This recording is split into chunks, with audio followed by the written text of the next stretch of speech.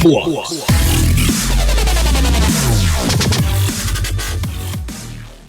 Hey guys, it's Flux and welcome back to the Urban Design Lodge region. We are back in the Palm Springs city. This is the pretty much last episode of this series, at least for the first season.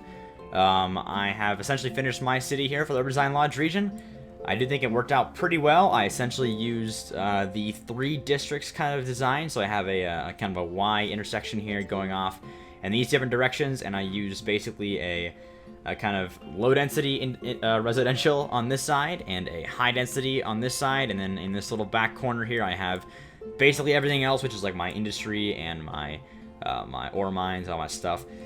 And I think overall it turned out really well. Unfortunately, I do have some overproduction in the ore mines and the smelting factory, just basically just due to the fact that we didn't really fully expand this city to the maximum capacity with the you know, all high density. But obviously I did try to do this on purpose as kind of a style choice. I just wanted it to be more of a residential suburban kind of area, not like a full-on urban like this kind of part back here. And I think when you do this, it really does add some contrast to your city. It doesn't really just make the whole thing look like a bunch of tall buildings. It looks a lot more realistic and unique. Unfortunately, we have this little bug here with these not working trees, where like sometimes when you place trees, they don't like actually place, which is a little unfortunate. But other than that, I think it really turned out well. For this episode, we're going to be going around and essentially just looking at all the cities of some of my closer friends that we've been talking to on Skype most of this whole time actually.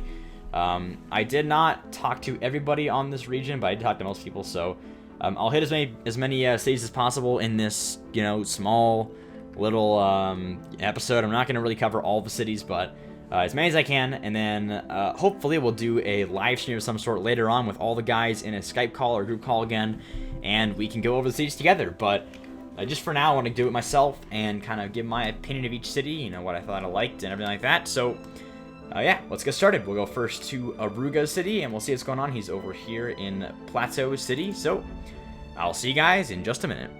Alright, and we're back in Plateau City, which is Aruga City. I thought this one was really interesting, probably one of my more favorites of this whole region, with this really crazy looking kind of circular design all the way around here. He used the curve tools really, I think, almost entirely throughout this whole city. I don't really see any spots where, you know, obviously these little areas back here, but really, he used this curve tool for essentially the entire city, which looks really awesome, by the way. So, props to Aruga for this crazy looking city. He's got the Tokyo Tower in the middle. He's got kind of a division of urban and suburban, you know, all around through here. He's got the nuclear power plant with the full-on thermal reactor built into it. He's got kind of a unique looking rail system here where he goes down and under for little rail stops along these different places, and also looks like he's got a trade port railway connection there as well, so that's kind of cool.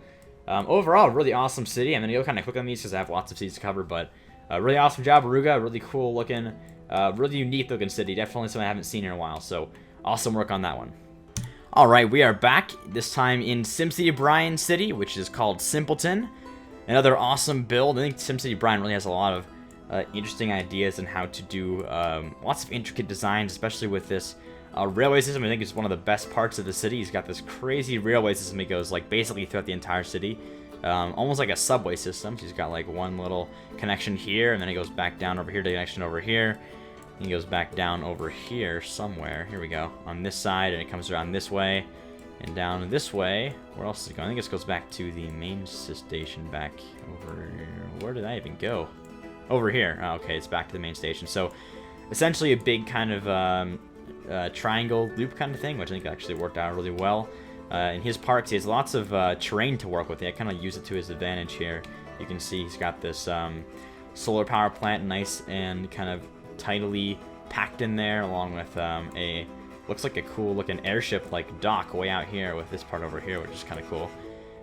He's got his lots of cliffside building here to do, which I actually think like turned out really well for the terrain. I think we all know that terrain in SimCity is definitely not easy to work with, so nice job on that one, Brian. I think this is like ultimately a really awesome city, and yeah, on to the next city.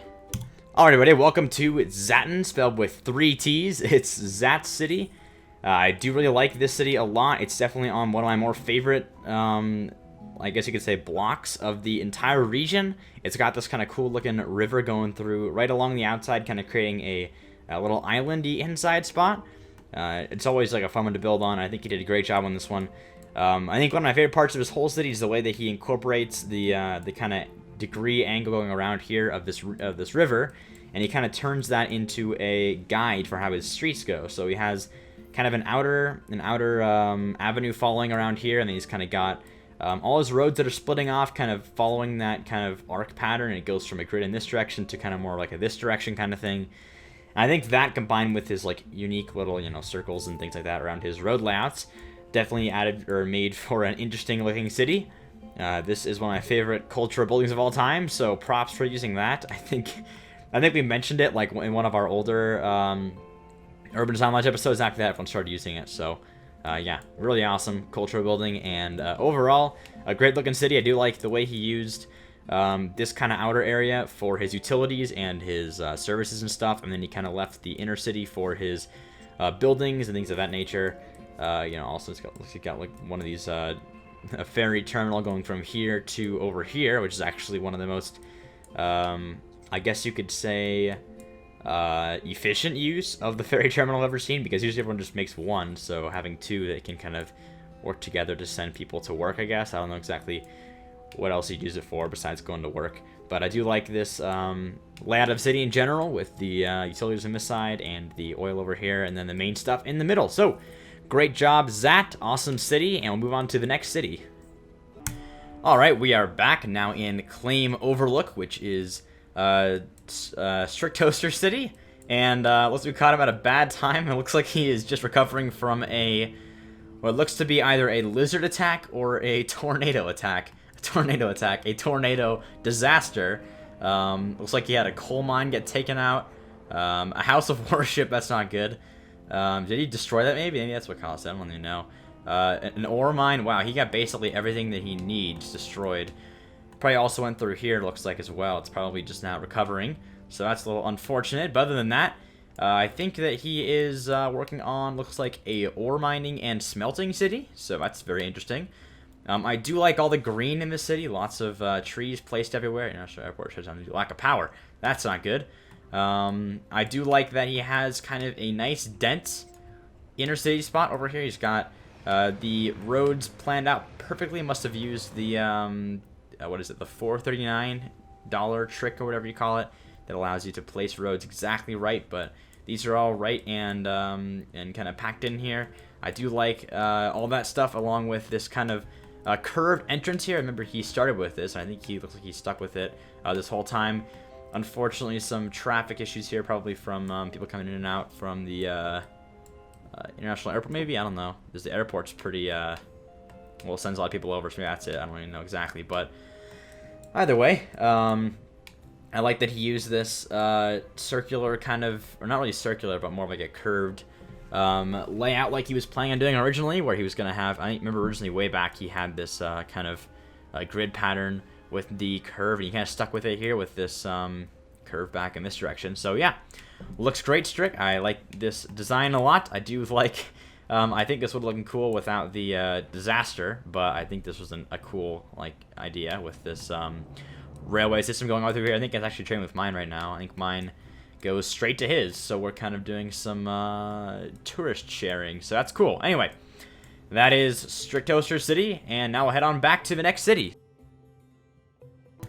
Alright guys, we are back now in Youdos City, which is Youdos Crossing, and I must say, this is a really awesome city. I do always love this city plot in the first place. It's one of my more favorite ones from the region, and of course, Youdo knocked out of the park with this awesome, crazy looking, just like all over the place highway design. He's got all these roads kind of going everywhere. They're not necessarily all like functional. I mean, they're functional, but they're not, you know what I mean, right? They're kind of just there for aesthetics, but I do like the way they look. Unfortunately, SimCity doesn't have that kind of, one-way roads, and I wish they'd do some sort of thing with, directional roads where you could, build off of different roads going different directions, make one-way roads to go back around again and connect, stuff like that. But either way, a very cool layout by Youdo. I do like that he has this kind of Pro Stadium kind of clicked back over here. Or clicked back, I was reading this thing. Kind of stuck back over here. And he's got this nice high density looking city over here. He's got the he's got the building as well. And I do know that I think someone else has it over here as well. I'm not really entirely sure. But yeah, very popular cultural building in this region. But overall, just a really cool looking city. He's got this kind of turnaround thing over here as well. I just like the use of roads. It's kind of more unorthodox. It's not your typical road layout, but I think it definitely worked out well in his favor. He's got definitely a more dense than I'm used to seeing city over here. This is really cool. And it really looks especially dense because it's got all this road stuff and kind of open stuff around it with the high buildings in the middle. So, awesome work, Youdo. I think it's one of the better cities in the region, like I said. I like that he used this outer area for the utilities and things like that. So, props to you, man. And that's the last city for today. So, hope you guys enjoyed.